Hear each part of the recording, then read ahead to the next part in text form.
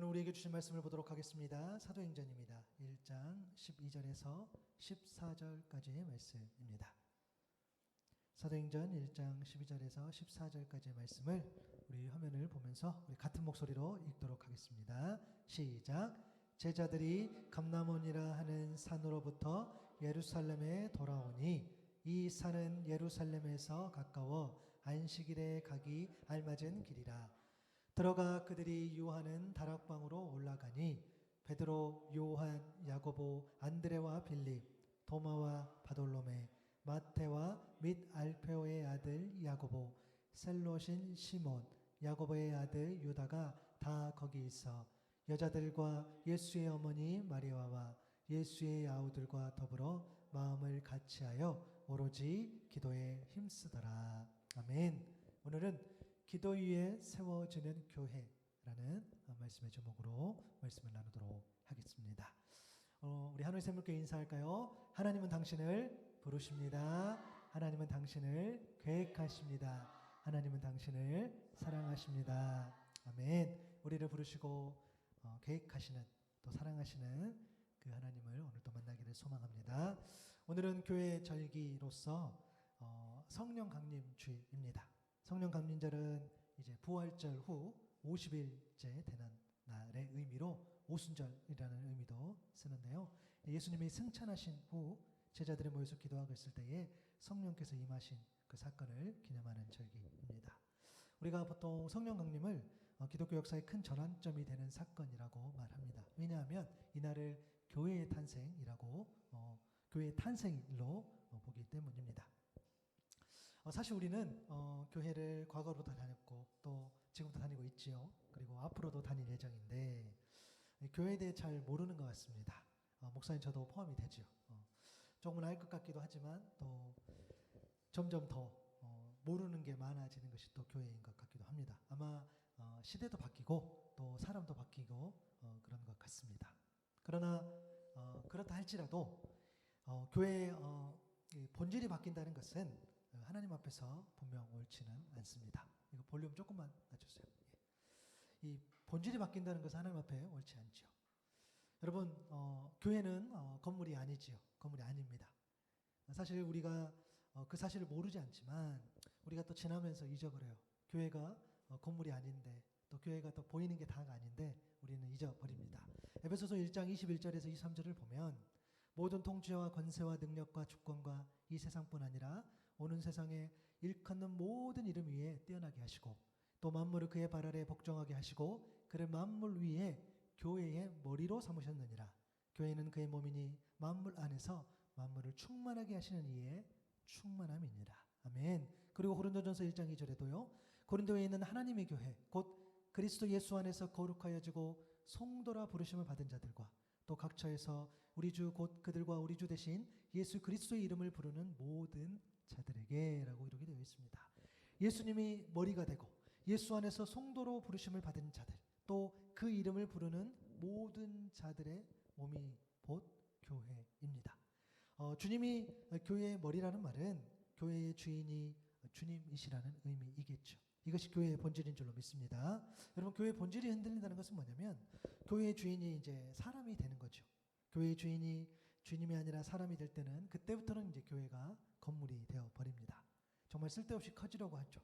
세상이 추구하는 가치를 따라가고 또 사람들은 크고 화려한 교회에 열광합니다.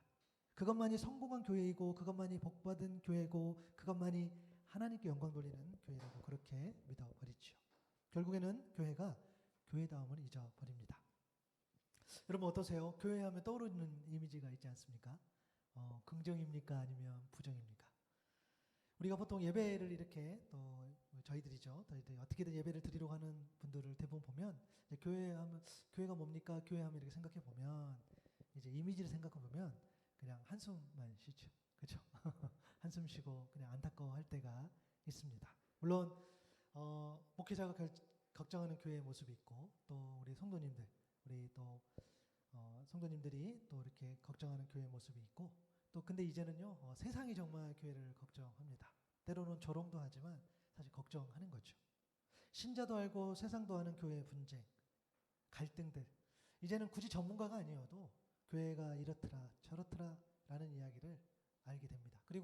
조금만 검색해봐도 교회의 어떤 그런 아픔들을 그런 치부들 드러난 것들을 우리가 압니다. 그러면 그 교회들이 다 이단들 교회냐? 아니요, 그렇지도 않아요.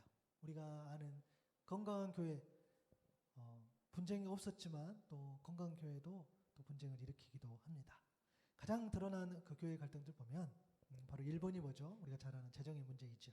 교회 하면은 어떤 목회자나 직분자가 이 재정을 잘못 이렇게 마음대로 사용해서 그 부분들이 있습니다. 또 목회자의 리더십과 어떤 도덕성의 결여이지요. 교회의 어떤 목회자 리더십이라 하는 것은 어떤 교회 인사라든가 행정들 그런 것들을 합리적이지 못하고, 이때 합리적이라는 것은 하나님 안에서죠. 하나님 안에서 정말 옳게 어떤 인사라든가 행동도 해야 되는 그렇게 못하는 것들. 그리고 치명적이죠.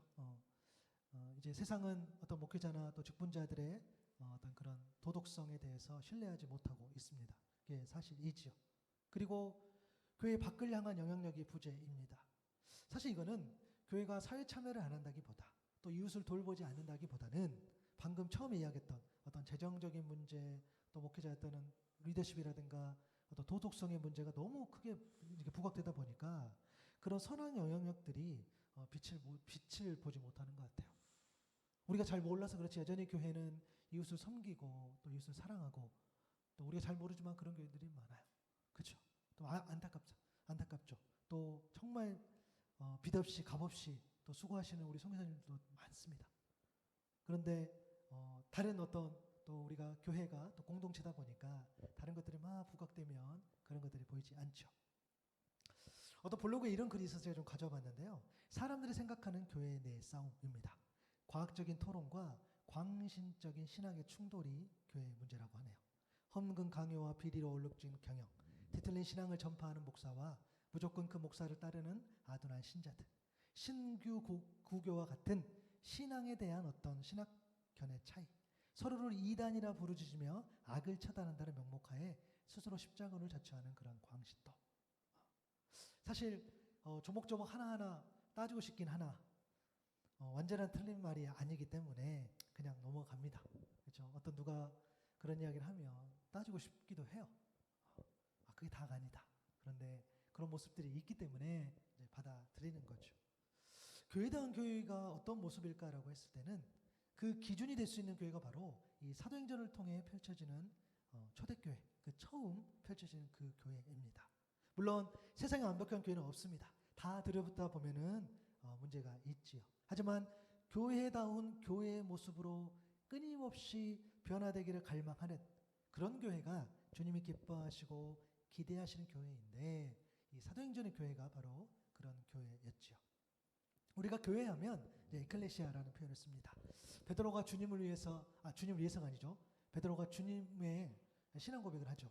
주는 그리스도시여 살아계신 하나님의 아들이십니다. 마태복음 16장에서 고백을 하죠. 그때에 예수님께서 베드로 신앙 고백 위에 교회가 세워질 것이라고 말씀하셨을 때 그때 그 교회 에클레시아 그때 이제 사용합니다. 예수님께서. 이 처음 교회의 태동이 바로 우리가 잘 아는 사도행전의 2장의 이야기죠. 그래서 우리가 자꾸 교회를 이야기할 때에 사도행전 그 2장의 교회를 이야기하는 이유가 뭐냐면 그때 이제 교회가 시작하면서 그 교회의 모습이 너무너무 이제 도전이 되고 과연 그 교회의 모습을 지금도 펼칠 수 있을까라고 우리가 이렇게 의문이 들 정도로 이제 그 모습들이 되게 유익하죠. 그래서 우리가 살펴보는 건데 사도행전 2장에 보면은 큰 사건이 3개가 있습니다. 첫째는 뭐냐면 성령이 임한 사건. 우리가 잘 알죠. 사도행전 2장 1절에서 4절에 보면 오순절날이 이미 이름에 그들이 다 같이 한 곳에 모였더니 호련히 하늘로부터 급하고 강한 바람 소리가 있어 그들이 앉은 온 집에 가득하며 마치 불의 혀처럼 갈라지는 것들이 그들에게 보여 각 사람 위에 하나씩 임하여 있더니 그들이 다 성령의 충만함을 받고 성령이 말하게 하심을 따라 다른 언어들로 말하기를 시작하니라. 다 같이 한 곳에 모여 있었어요. 그런데 각 사람 위에 하나씩 임하였다고 성경 기록합니다. 그리고 성령이 말하게 하심을 역사를 경험하는 거죠. 그래서 여러분 공동체가 중요한 것이고 공동체 안에서는 각 사람이 성령의 임함을 경험하는 것이 중요합니다. 그리고 그 성령의 역사도 일어났었죠. 그래서 그 성령의 역사가 일어난 이후에 그리고 이제 베드로의 설교가 또 이제 펼쳐지죠. 그 결론이 바로 사도행전 2장 36절인데 그런즉 이스라엘 온 집은 확실히 알지니 너희가 십자가에 못 박힌 이 예수를 하나님이 주와 그리스도가 되게 하셨느니라 하니라. 2장 36절을 잘 읽었습니다. 그럼 베드로가 설교했을 때에 그러니까 물론 이제 제가 설교 내용을 쭉 이야기하지 않았지만 베드로가 어떤 메시지를 선포했는데 그 결론이 뭐냐면 너희가 십자가에 못 박힌 그 예수님이 곧 하나님이 우리를 보내주신 그 구원자다, 메시아다라고 이야기하는 거죠. 반전인 거죠. 그때 막 예수님을 따르려고 했는데 결국에는 그들이 돌을 던지고 십자가에 못 박이라고 이야기를 했어요. 그런데 그 예수께서 알고 보니 우리의 구원자라는 거야. 제가 너무 좋아하는 표현. 예수님이 누굽니까? 십자가에 달리신 하나님. 십자가에 달리셨다는 거예요. 그 하나님께서. 여러분 우리가 이 기독교 예수 믿는 우리 이것은 세상의 종교와 다르죠. 여러분 세상에 어떤 신이 피조물을 위해서 자신의 생명을 버립니까? 세상에 어떤 신이 완벽하게 죽고 완벽하게 부활하죠? 세상에 어떤 신이 피조물을 사랑하되 끝까지 사랑합니까? 이 사랑이 복음이지요. 이 복음이 우리의 가슴이 새겨질 때 이 마음에 찔림이 옵니다. 그리고 그 마음이 찔린 그들을 향해서 베드로가 이렇게 이야기했죠. 사도행전 2장 38절인데요. 베드로가 이르되 너희가 회개하여 각각 예수 그리스도의 이름으로 세례를 받고 죄 사함을 받으라. 그리하면 성령의 선물을 받으리니라고 기록이 되어 있습니다. 베드로가 설교했을 때 그 찔림이 왔던 것들. 그러면 내가 어떻게 해야 됩니까? 회개해. 그리고 성령을 선물로 받아라고 이야기합니다. 그리고 마지막에 2장의 마지막에 이제 끝머리 보면 성령의 역사 이후에 믿는 사람들의 어떤 삶의 모습이 나타나죠. 사도행전 2장 43절에서 47절까지의 말씀입니다. 사람마다 두려워하는데 사도들로 말미암아 기사와 표적이 많이 나타나니 믿는 사람이 다 함께 있어 모든 물건을 서로 통용했지요. 또 재산과 소유를 팔아 각 사람 필요를 따라 나눠줬지요. 날마다 마음을 같이하여 성전에 모이기를 힘쓰고 집에서 떡을 떼며 기쁨과 순전한 마음으로 음식을 먹고 하나님을 찬미하며 또 온 백성에게 칭송을 받으니 주께서 구원받는 사람을 날마다 더하게 하시니라. 여러분 기사와 표적이 나타났어요. 모든 물건을 같이 사용했어요. 재산과 소유를 사람과 같이 나눠서 사용했다겠습니다. 성전에 모이기에 힘썼고 하나님을 찬송했고 구원받는 사람들이 날마다 더해졌다는 그 모습이 사도행전 교회에서 펼쳐졌다고 합니다. 여러분 우리 2장의 기록처럼 처음 교회에는 이 초대교회는 복음의 메시지가 있었죠.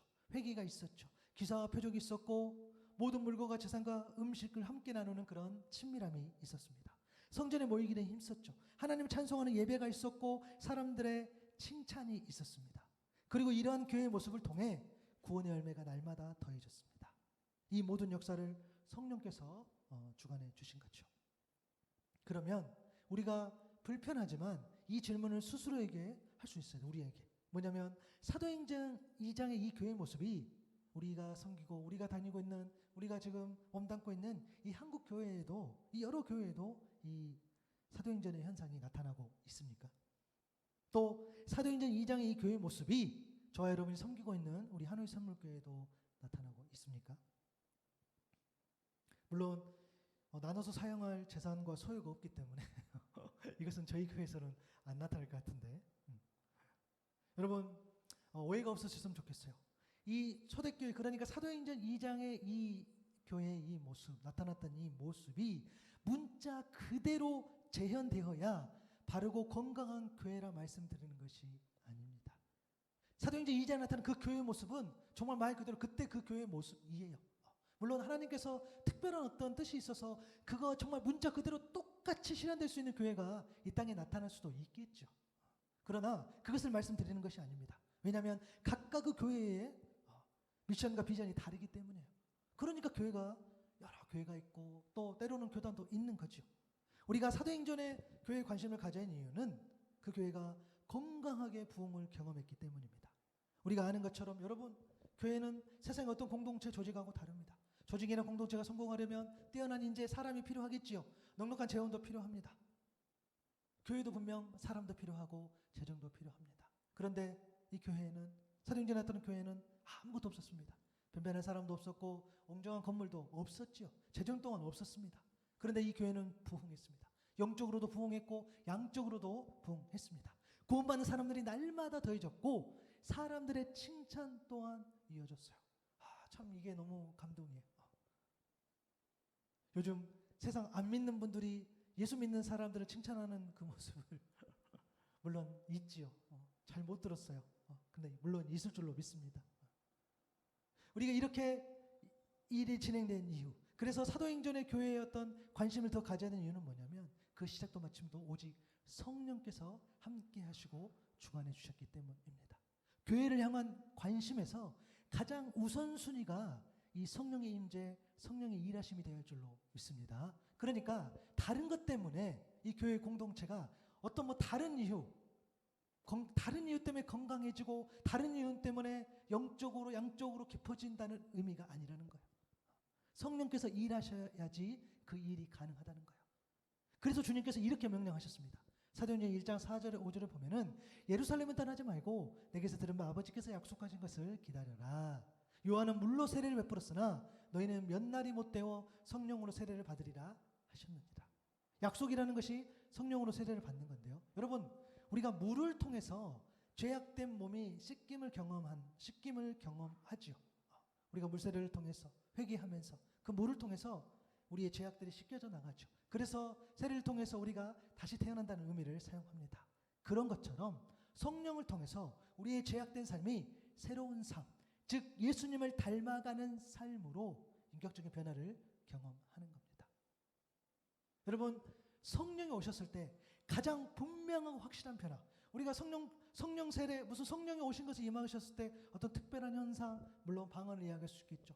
병고침도 이야기할 수 있겠죠. 그러나 여러분, 가장 분명하고 가장 확실한 변화는 성령께서 임재했다는 그 변화는 뭐냐면 사람이 변하는 겁니다. 더 정확하게 말하면 이 속사람이 변하는 거죠. 여러분, 우리가 잘 알잖아요. 사람이 변했다? 안 믿습니다. 사람이 변하지 않습니다. 그렇죠? 여러분, 사람이 왜 안 변할까요? 사람은 사람의 방법으로 변하지 않아요. 사람은 사람의 방법으로 변하지 않아. 그러나 사람은 하나님의 방법으로 변할 줄로 믿습니다.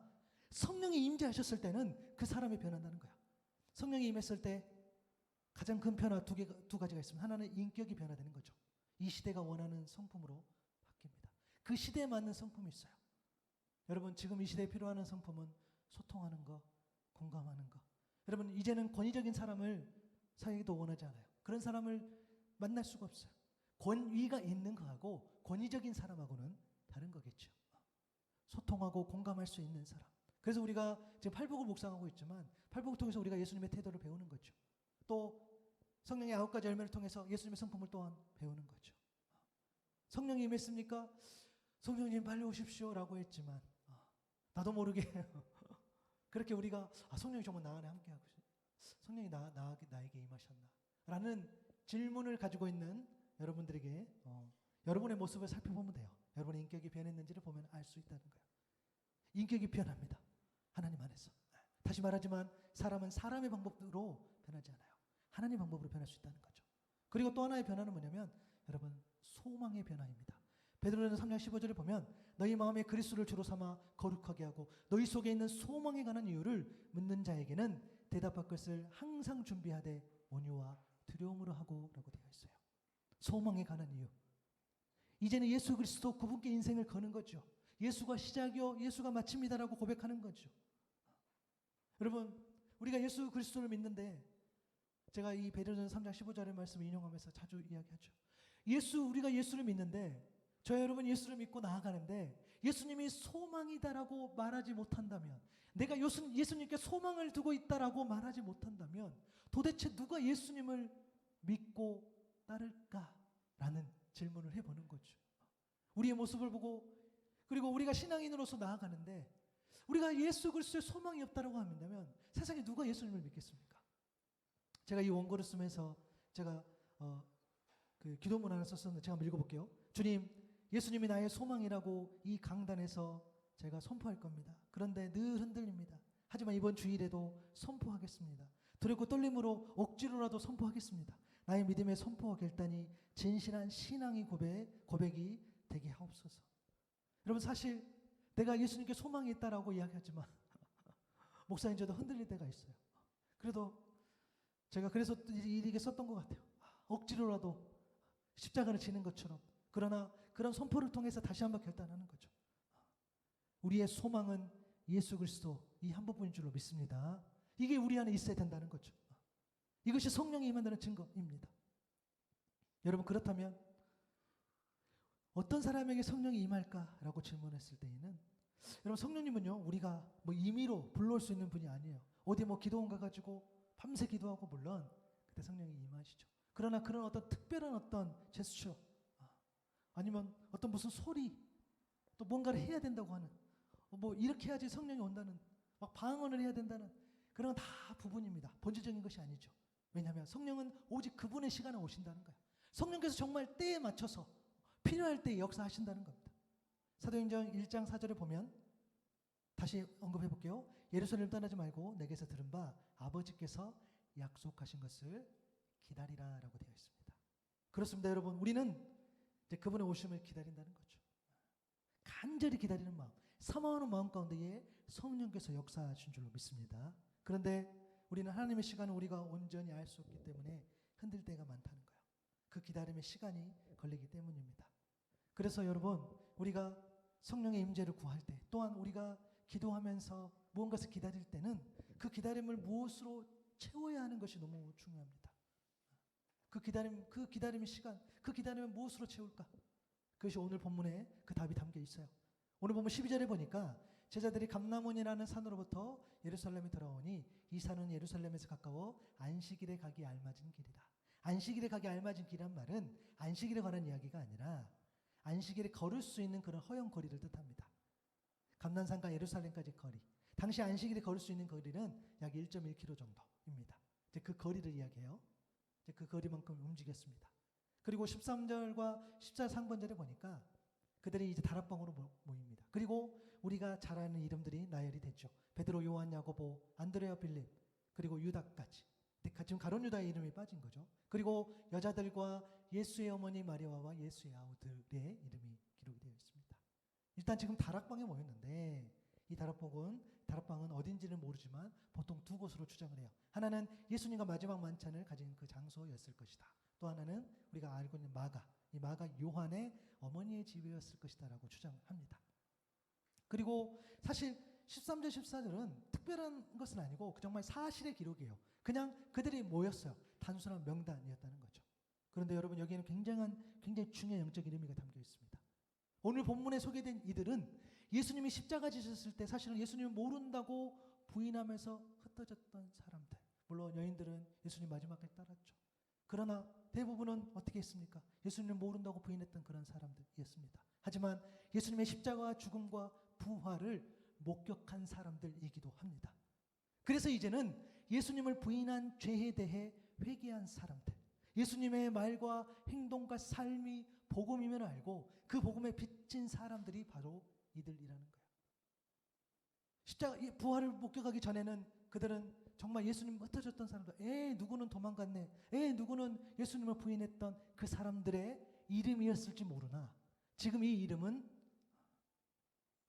회개한 사람들, 예수님의 말과 행동과 삶의 그것이 복음임을 알고 빚진 자들, 그 모였다는 거죠. 우리는 이러한 사람들의 모임을 교회라 부릅니다. 이들이 모인 것은 여러분 예루살렘이 아니었죠. 예수님이 오시기 전에는 예루살렘 성전이 있었지요. 성전은 유대교 본산이고 중심이었습니다. 그러나 우리가 잘 아는 것처럼 거기에서 온갖 외식과 불법과 율법주의가 또 나오기도 했죠. 여러분, 우리가 교회 성전을 이야기할 때 성전 건물 자체에 무슨 문제가 있는 것이 아니에요. 그런데 예수님은 성전은 헐라고까지 말씀하셨어요. 왜요? 예수님 당시 성전이 더 이상 하나님을 예배하는 장소가 아니었기 때문입니다. 여러분, 성전은요 크고 화려할 수도 있어요. 또 작고 협소할 수도 있어요. 대형 교회락에서 손가락질 받아야 되고, 그렇죠? 뭐 작은 교회라 해서 뭐 작은 교회대로 아니요. 그러니까 우리 신앙인들이 정말 이 세상의 소리가 민감해야 돼요. 세상 사람들은 큰 교회라고 거기가 크고 화려하니까 무작정 그것에 대해서 비판하는 것이 아니라 거기에서 일어나는 일들, 그것을 통해서 사람들의 어떤 추악함들이 보이기 때문에 사람들은 성전이 크고 화려하고 그런 것들을 비판하고 이렇게 이야기합니다. 그래서 성전이 크고 화려할 수도 있고 작고 엽 수도 있지만 그 안에 무엇이 담겨 있느냐에 따라서 하나님이 기뻐하시는 공간도 또 하나님이 싫어하시는 공간도 될 수 있다는 거예요. 여러분, 큰 교회 중에서도 얼마나 좋은 교회들이 많은데요. 여러분, 작은 교회에서도요, 안 좋은 교회들도 많아요. 똑같아요. 이들이 모였던 곳이 바로 다락방이었습니다. 예루살렘 성전에 비하면 작고 협소했고 형편없는 공간. 하지만 이들이 주님을 향해 보인 삶의 태도는 작지 않았어요. 협소하지 않았어요. 형편없지 않았어요. 사도행전 1장 14절 하반절에 보니까 더불어 마음을 같이하여 오로지 기도에 힘쓰더라. 여러분, 그렇습니다. 이들은 주님의 약속을 기다리면서 그 기다림을 기도의 땀과 기도의 수고와 기도의 간절함과 기도의 갈급함으로 가득 채운 거죠. 더불어 마음을 같이하여 오로지 기도에 힘쓰더라. 이 모습이야말로 진짜 교회다운 교회의 모습인 줄로 믿습니다. 여러분, 마음을 같이 했다는 이 헬라어 호모 디바돈이라는 표현, 이 한마음이라는 표현인데요. 신약 성경에 11번 사용되는데 사도행전에 10번이 등장합니다. 그만큼 한마음으로 기도하고 한마음으로 기도하고 사도행전에서 계속 이야기합니다. 그리고 힘썼다는 이 표현, 헬라어로 프로스카르테레오, 이 표현은 어떤 일에 모든 정성과 마음을 쏟는 거예요. 마음을 쏟고 정성을 들여서 기도했다는 의미이겠죠. 한 마음으로 기도에 마음과 정성을 다한 것, 이것이 교회다운 교회의 모습인 거죠. 물론 예수님의 제자들 또 예수님을 따랐던 여인들도 주님이 함께 계시지 않기 때문에 정말 막연했고 두려움을 가졌을지도 모릅니다. 그러나 그들은 서로 하나가 되어야 한다는 그런 한 마음이 있었죠. 마음을 하나로 모으게 하는 그런 원동력은 바로 약속이었습니다. 약속의 주체이신 예수님을 믿었고 그 예수님의 내용을, 그 약속한 내용을 믿은 거죠. 그래서 그들은 약속하신 성령의 오심을 위하여 기도했고 약속하신 그 기다림 속에서 마음과 정성을 다한 기도로 채운 겁니다. 여러분, 또 불편하지만 또 질문하겠죠. 질문하겠습니다. 지금 여러분 기도에 힘쓰고 있습니까? 혹 기도에 힘쓰지 못하고 있다면, 그런다고 한다면 아직도 내가 할 수 있는 것이 있다고 은연중 믿기 때문 아닐까요? 저희가 묵상하고 있는 팔복의 메시지 적용해 본다면 아직 심령이 가난하지 못한 것이 아닐까요? 아직도 벼랑 끝에 서 있지 않기 때문에 기도에 애쓰고 있지는 않을까요?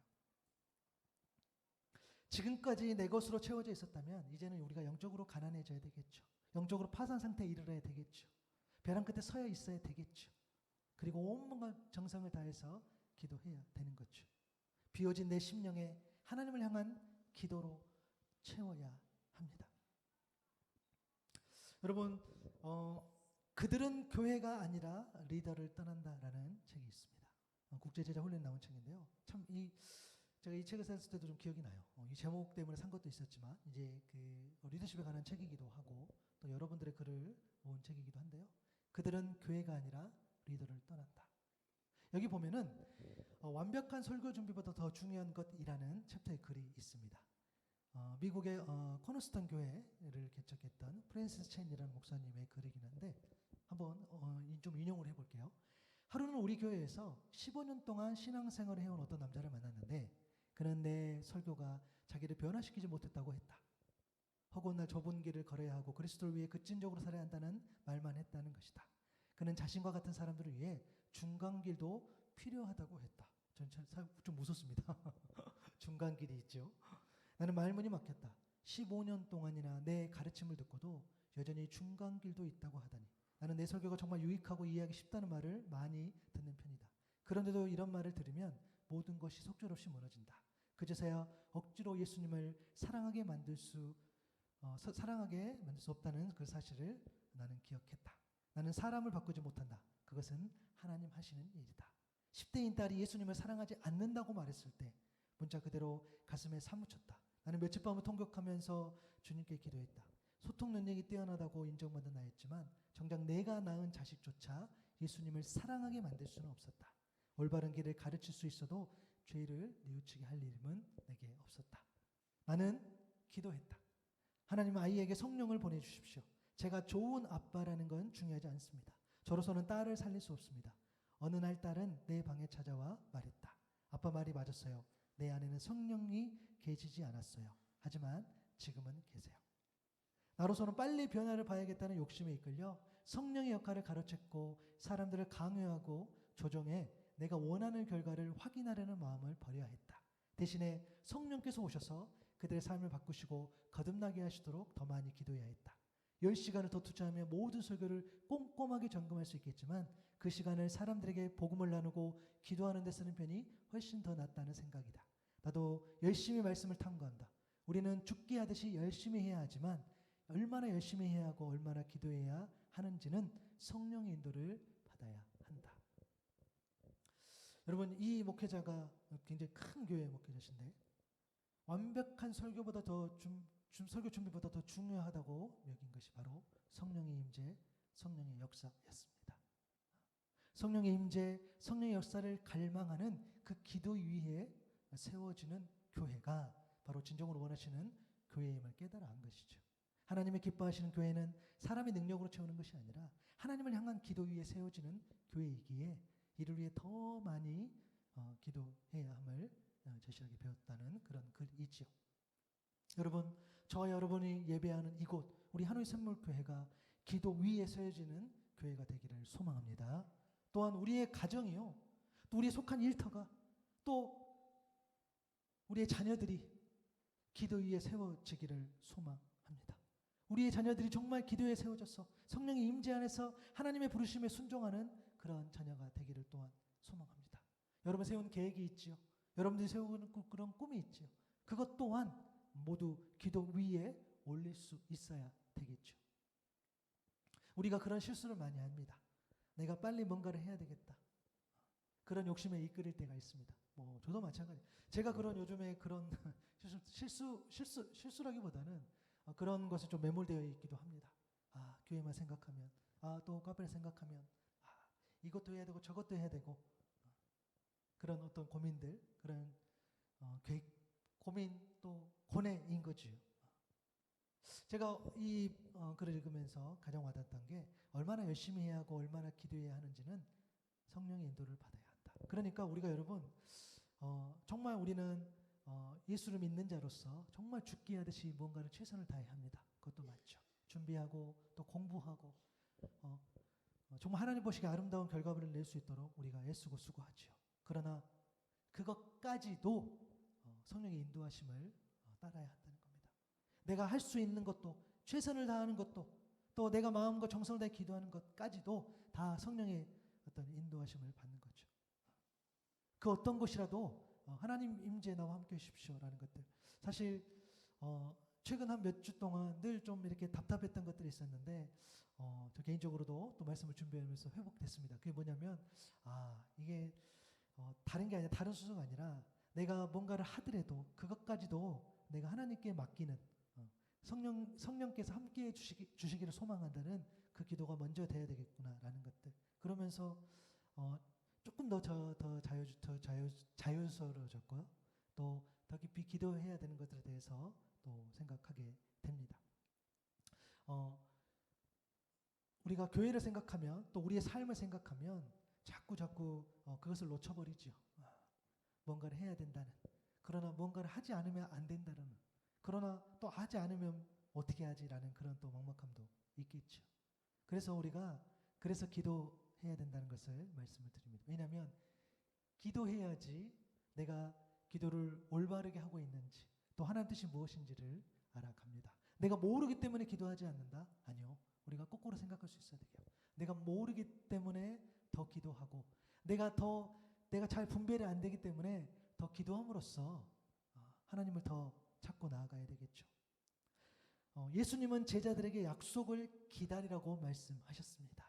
그 약속이 곧 성령의 오심이지요. 성령이 임하셔야 그들이 권능을 받고 증인이 될 수 있었기 때문입니다. 우리 또한 마찬가지겠죠. 우리가 예수님을 믿고 우리에게 주신 사명을 감당할 때에 그것을 정말 감당하기 위해서는 내가 최선을 다해서 무슨 일을 해야 된다 그 이전에 성령의 충만하심, 성령의 인도하심이 있어야 된다는 겁니다. 오늘 본문에 등장한 이 부활의 증인들, 예루살렘 성전이 아니라 다락방에 모였었죠.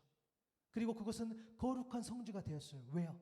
그것은 협소한 공간, 사람들이 봤을 땐 볼품없는 공간이었지만 그것이 거룩한 성지가 될 수 있었던 것은 그곳에서 하나님을 향한 마음과 기도가 있었기 때문입니다. 부활의 증인들이 성령이 오시기를 기도했죠. 기도하고 또 기도하고, 물론 두렵고 떨림이 있었기 때문에 정말 성령의 충만하심만 기도했는지는 어떤지는 우리가 잘 알 수는 없지만 분명한 사실은 그들은 기도했고 또 기도했고 마음을 모았다는 거예요.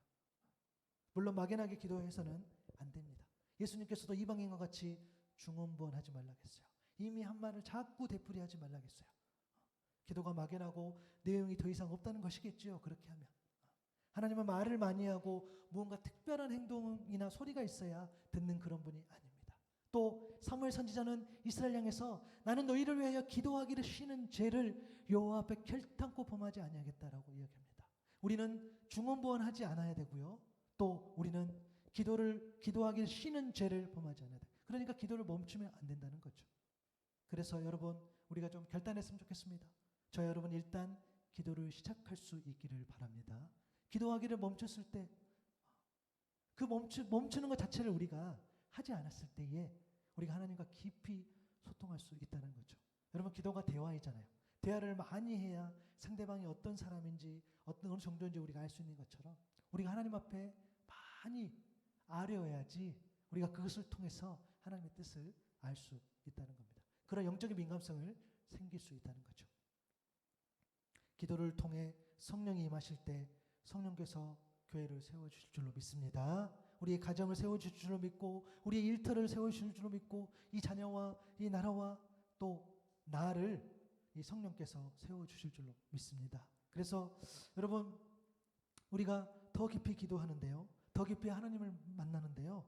진정한 기도의 힘과 방향과 깊이는 예배에 있습니다.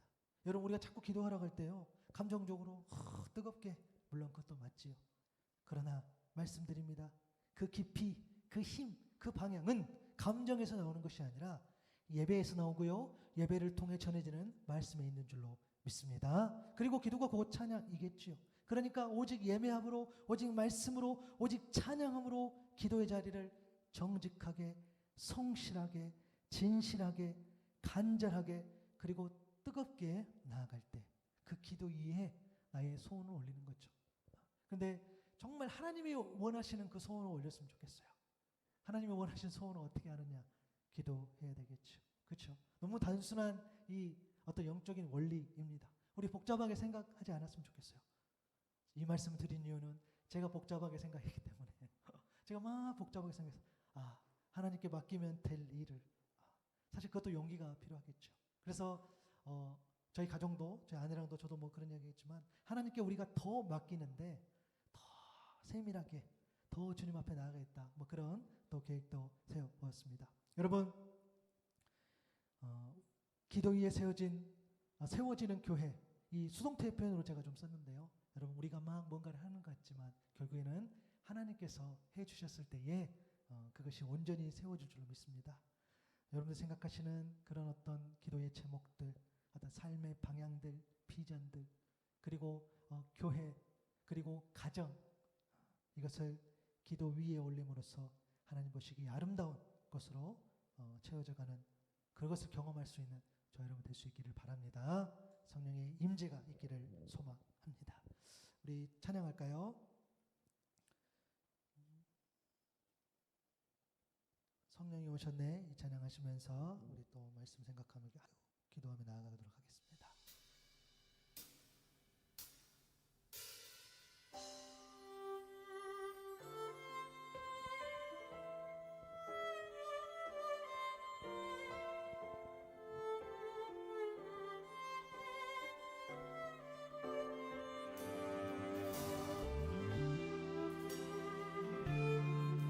기도하는 마음으로 또 성령의 충만함을 구하는 마음으로 이 찬양을 좀 올려드렸으면 좋겠습니다.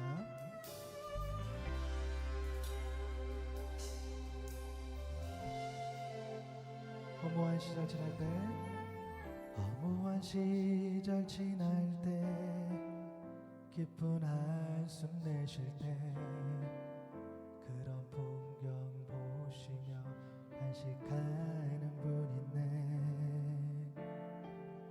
고와 같이 너희를 버려두지 않으리. 내가 너희와 영원히 함께하리라. 허무한 시절 지날 때 기쁜 한숨 내쉴 때 그런 풍경 보시며 간식하는 분 있네.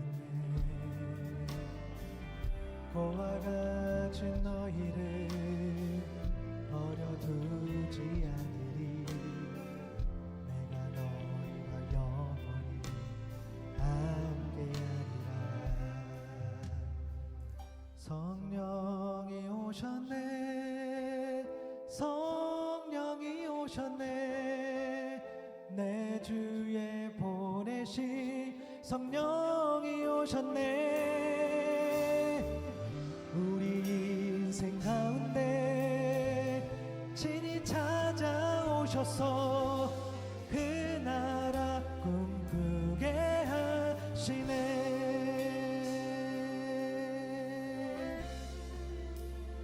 아멘. 억눌린 자 갇힌 자 자유함이 없는 자 피난처가 되시네. 성령님 계시네. 주의 영이 계신 곳에 참 자유가 있다네.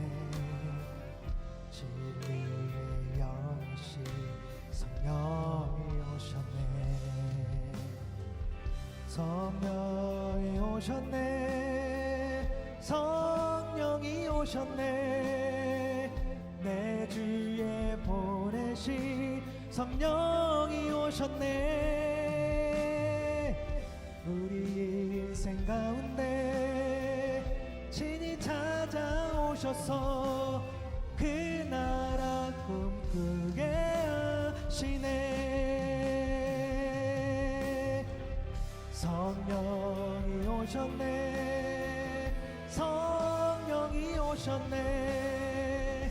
내 주에 보내신 성령이 오셨네. 우리 인생 가운데 친히 찾아오셔서 그 나라 꿈꾸게 하시네. 성령이 오셨네. 성령이 오셨네.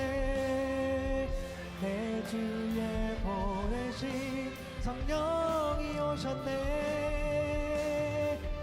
우리 인생 가운데 친히 찾아오셔서 그 나라 꿈꾸게 하시네. 이 시간 한번 기도했으면 좋겠습니다. 기도하실 때에 기도 위에 세워지는 교회, 기도 위에 세워지는 가정, 기도 위에 세워지는 일터, 기도 위에 세워지는 나의 꿈, 나의 비전들, 성령께서 우리와 함께하여 주시고 성령께서 임하여 주신다면 우리의 기도가 온전하여 주실 줄로 믿습니다. 성령께서 우리의 가정을 돌봐주시고 성령께서 우리의 일터와 우리 교회를 돌봐주실 때에 온전히 비로소 하나님 합당하시게, 하나님 보시기에 아름답게 세워져 갈 수 있습니다. 이 시간 기도했으면 좋겠습니다. 주님, 내가 성령의 충만함을 구하게 하여 주시고 성령께서 나를 만져주시고 성령께서 다시 한번 나와 함께하여 주심을, 이 깊은 체험을 내가 다시 한번 예배를 통해서 말씀을 통해서 경험하게 하여 주옵소서. 기도를 쉬는 죄를 범하지 않는 내가 되게 하여 주시고 온전히 간절한 마음으로 기도하는 내가 될 수 있도록 주여 도와주옵소서. 이 기도 제목 가지고 이 시간 한번 기도하며 나갔으면 좋겠습니다. 기도하시겠습니다. 하나님, 그렇습니다. 오늘도 온전히 주님 앞에 나아갑니다. 이 예배를 통해서 다시 한번 말씀을 또 듣고 나아갑니다. 주님, 우리와 함께하여 주시고 동행하여 주시고 나와 함께하여 주옵소서. 성령을 기다립니다. 성령의 충만함을 기다립니다. 그 약속하신 성령을 기다립니다. 특별히 소망하는 것은 주님께서 주님의 때에 우리를 만나 주실 때에 그 시간이 혹시 길어지더라도 끊임없이 기다릴 수 있도록 주의 역사하여 주옵소서. 간절한 마음으로 기도하기를 소망합니다. 기도를 멈춰서지 아니하기를 소망합니다. 기도를 붙잡기를 소망합니다. 기도 위에 나의 꿈을 세울 수 있도록 도와주시고, 기도 위에 교회를 세울 수 있도록 도와주시고, 기도 위에 가정을 세울 수 있도록 도와주시고, 기도 위에 일터를 세울 수 있도록 도와주옵소서. 기도 위에 우리 사랑하는 자녀들을 세울 수 있도록 주여 임재하여 주옵소서. 주여 함께하여 주옵소서. 주님 소망합니다. 나의 기도가 멈춰서지 않길 소망합니다. 또한 이 모든 일에 있어서 기도보다 앞서지 않기를 소망하오니 우리의 입술에서 늘 기도가 끊이지 않을 수 있도록 도와주시고, 우리 삶 가운데에 주의 말씀을 붙잡는 기도가 끊이지 않을 수 있도록 주여 역사하여 주옵소서. 내 힘으로 할 수 없습니다. 영적으로 내가 온전히 건강한 상태로 되어줄 수 있도록 주여, 내가 온전히 갈급함으로 설 수 있도록 주여 도와주옵소서. 심령이 가난한 자로 설 수 있도록 주여 도와주옵소서. 그리하여서 성령으로 충만한 자가 될 수 있도록 주여 역사하여 주옵소서. 주님을 의지합니다. 주님을 붙잡습니다. 주님 매일의 순간이 정말 이 기도가 끊이지 않는 삶으로 되게 하여 주시고, 하나님만 붙잡고 하나님과 의리하는 우리의 인생이 되게 하여 주옵소서. 주님을 의지합니다. 하나님 감사합니다. 하나님께서 우리와 함께하여 주시고, 특별히 예배를 통해서 말씀하여 주셔서 이 말씀으로 다시 한번 하나님 아버지의 마음을 알아갈 수 있도록 도와주시니 감사합니다. 기도 위에 세워지는 교회, 그 교회가 온전한 교회인 줄로 믿습니다. 기도 위에 세워지는 가정, 기도 위에 세워지는 모든 것들이 온전히 기도에 세워졌을 때에 그것이 하나님 보시기에 합당한 것이 될 줄로 믿습니다. 주님, 우리가 주의 음성을 외면할 때가 있고, 또 주의 음성을 가볍게 여길 때가 있고, 또 주의 말씀을 깊이 있게 바라보지 못할 때가 많음을 고백합니다. 주님 소망하오니 말씀을 주옵소서. 그 말씀을 붙잡고 온전히 기도하는 자로 나아갈 수 있는 우리 모두 되게 하여 주옵소서.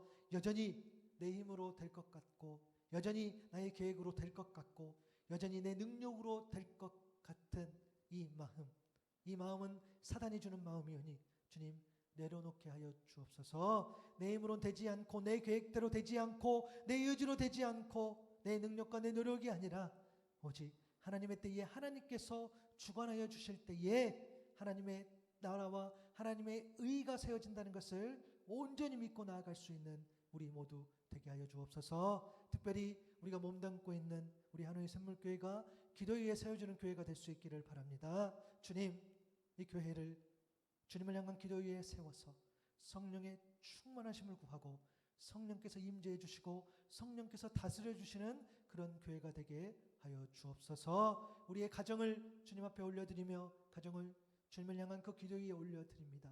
우리의 일터도 올려드리고, 우리의 꿈도 우리의 계획도 기도 위에 세워놓습니다. 주님 함께하여 주시고, 기도를 통해 만나 주시고, 늘 말씀과 기도가 우리 안에 가득할 수 있도록 주여 함께하여 주옵소서. 감사합니다. 예수님의 이름으로 기도드립니다. 아멘.